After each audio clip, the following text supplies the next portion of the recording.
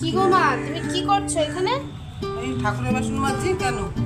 এগুলো কি গো, প্লেটের মধ্যে ডিটারজেন্ট নিয়েছো নাকি? কোনটা এটা? হ্যাঁ। না না, নুন। নুন? হ্যাঁ নুন দিয়ে বাসন মাজবে ঠাকুরের?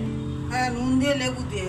একটা ছোট্ট টিপস বলে দিচ্ছি। আমরা তো সবাই কাঁসা পিতল বা ঠাকুরের বাসন তেঁতুল দিয়ে মাজি। তেঁতুল দিয়ে মাজার পরে ওটা যদি ধুয়ে ভালো করে সঙ্গে সঙ্গে মুছে না রাখি, তাহলে দেখা যায় আবার জলের দাগ হয়ে যায়।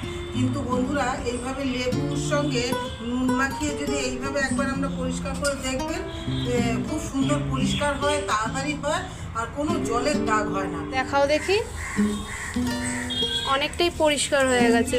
তাড়াতাড়ি পরিষ্কারটাও তাড়াতাড়ি হয়, আর এতে জলের দাগও একটুও হয় না। এই যে দাগগুলো আছে, হ্যাঁ, ব্ল্যাক স্পটগুলো সবই তো চলে যাচ্ছে। দেখলেন, আমি এই ঠাকুরের নুন একটু আলাদা রাখা থাকে তো, এই জন্যই। এটাও খুব সুন্দর পরিষ্কার হয়ে যাচ্ছে। তেঁতুল দিয়ে করলে হয় কি, অনেকক্ষণ তেঁতুলটা মাখিয়ে রেখে দিতে হয়। ভালো করে না মুছে রাখলে সঙ্গে সঙ্গে জলের দাগটা হয়ে যায়। এই যে দেখ, বেশ ইজিলি, খুব তাড়াতাড়ি মানে ব্ল্যাক স্পটগুলো চলে গিয়ে পরিষ্কার হয়ে যাচ্ছে তাড়াতাড়ি।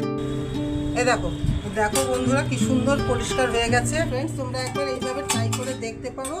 যদি আমার এই ভিডিওটা ভালো লেগে থাকে, কমেন্টে আমাকে জানিও। আমার ইউটিউব চ্যানেলটাকে সাবস্ক্রাইব করো।